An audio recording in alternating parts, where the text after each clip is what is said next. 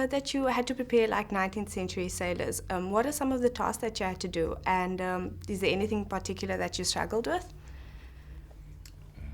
Remembering the sails for me, there's so many sails aboard a brig ship and so many different lines and they all do very similar things, and it was just a sort of mind game for me to try and figure out which one did what, and if you pull the wrong one it could be pretty devastating. So for me it was just getting my head around the sort of dynamic of the boat, really.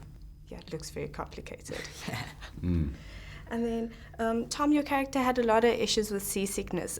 Did you struggle with any of that? Yes, massively. Not in Leavesden when we were in the tanks, but when we were out at sea in La Gomera, I had about 2 to 3 days of just really heavy seasickness. And the funny thing is the worst person with seasickness was probably the toughest person in the whole crew, and that was Eunice, our stunt coordinator. Wow. I mean, she is the toughest person I've ever met.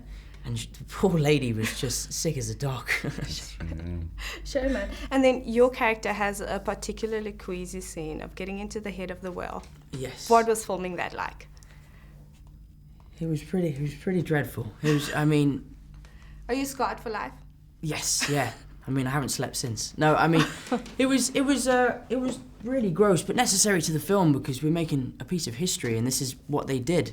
And my character is the character that would have done that because he's the only one that would have fit. So I mean, it wasn't particularly heroic. Yeah. But it was quite embarrassing trying to clamber back out in between takes, and we actually had to reshoot it twice. But yeah, it wasn't. Shame, man. Yeah, it was tough. And I read that you all trained together, and then you all had to lose the weight together. What was that like, and how did that cement your bond as a crew, and how did it help during filming? Well, I think it helped that we were doing it collectively rather than on our own, you know, because you could share the pain, really, and you know, it also it makes it competitive, really, if there's a group of guys on, you know, on the ocean told not to eat. But yeah, we did support each other. I think everyone was there for each other. Yeah. And we were all determined that we would do it for real. So yeah, it definitely helped. So you said it became competitive. Who won? Oh, it's not for me to judge. I would say, I think Frank Delane. Frank got pretty skinny. Frank Delane, who plays Coffin. Yeah.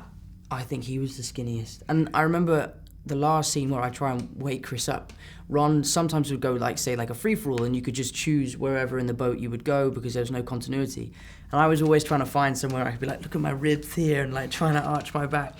But no, Frank's death scene is where you really see how skinny he got, and yeah, I think he wins for me. And then both of your characters have different relationships with Chris Hemsworth's character. What was it like working with him? It was great working with him, you know, and it was, you know, a lot of my kind of emotional stuff is with Chris, and it was right at the end of our terrible regime as well, so I think that helped the emotion of the scene.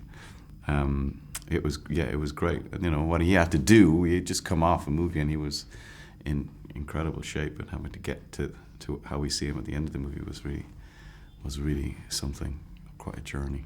And then last question, what do you hope viewers will get out of the film? I mean, I don't think there's one particular thing really, but I mean, I think people will realise that the most powerful human instinct is survival.